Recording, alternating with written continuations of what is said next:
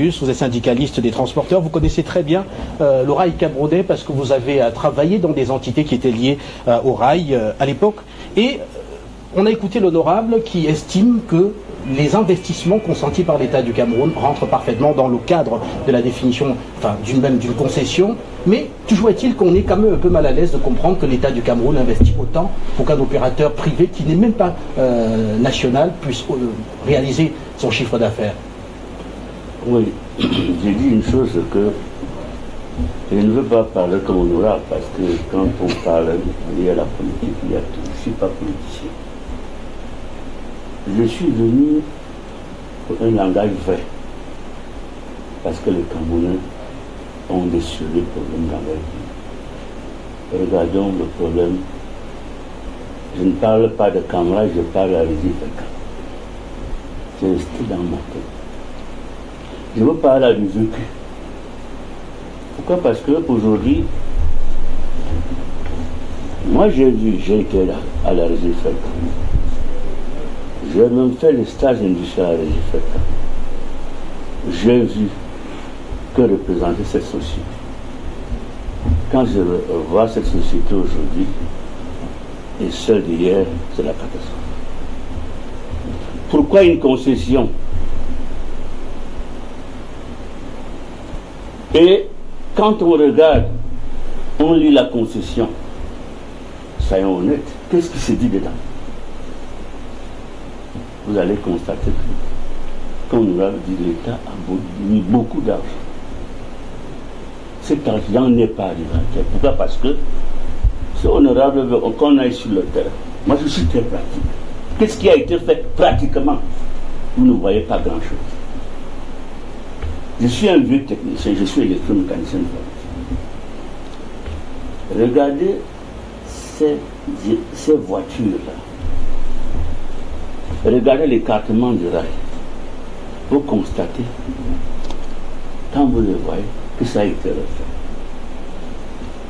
Techniquement, nous sommes foutus dans une merde. Regardez. Nous connaissons l'origine. Pourquoi? Parce que quelqu'un s'est dit, il y a une concession. Je ne sais pas, je ne connais pas les termes de concession. Nous avons eu le même problème, si je fais allusion à la DID. On a constaté dans la concession, le gars utilise les portiques. Poursuivez, nous vous écoutons. Le gars utilise les portiques. C'est lui qui les répare. Et c'est le port qui paye. Je dis bien, il utilise les portiques. C'est lui qui les répare lui-même. Il faut payer ça à l'État. C'est ce qui se passe dans notre Rési Feka. Pourquoi? Parce que quand vous voyez ce que nous avons perdu à la Rési Feka, nous avons perdu, l'État a perdu, les Camerounais ont beaucoup perdu dans cette société. Et ce monsieur n'est pas apparu. Quand on parle politique, judiciaire, la vérité est là. Pourquoi? Parce que à l'époque, vous pouvez demander à Issa Chiroma, le ministre, il a été notre chef à l'époque à la Rési Feka. La Rési Feka est une société. C'était une société nantie que l'État camerounais, avec ses propres moyens à l'époque, avait. Il y avait, quand vous voyez les grands hangars, c'était un grand centrale mécanique générale à l'époque. Et on fabriquait les pièces de train à Bassa. Cet atelier n'existe plus. Deuxièmement, il y avait un centre de formation de cheminots. Cette école n'existe plus. Je ne sais pas si le contrat avait tenu compte de tout ça. Troisièmement, il y avait un haut fourneau qui fondait le fer, qui fabriquait le fer, qui fabriquait, comme vous voyez, le fer à béton, comme vous voyez, Foko fait. Cette société n'existe plus. Donc pratiquement, en dehors de la régie, nous avons perdu ces grandes écoles. Nous avons perdu cette fonderie. la régie était capable de fabriquer le fer à béton. Ça n'existait pas. Donc, quand je lis le contrat de concession, on ne fait pas allusion à ce cas d'investissement. Il fallait arriver là-bas. Les paquets de train étaient fabriqués par les Camerounais. Même les roues de train étaient fabriquées par les Camerounais. Ce monsieur arrive, qui n'a même jamais géré le rail. Ce qui est il n'a jamais géré le rail, il tombe dans le rail. Nous avons perdu 26 gares. C'était un train économique. Il y avait l'Intercity.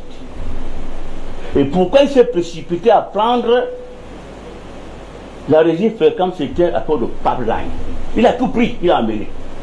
L'État camerounais a gagné quoi? Les Camerounais ont gagné quoi? Bon.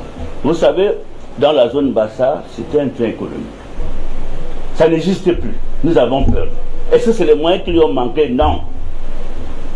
Je parle très simple. Je l'explique à Honora. Et je le dis. C'est trop bien qu'il soit le RDPC.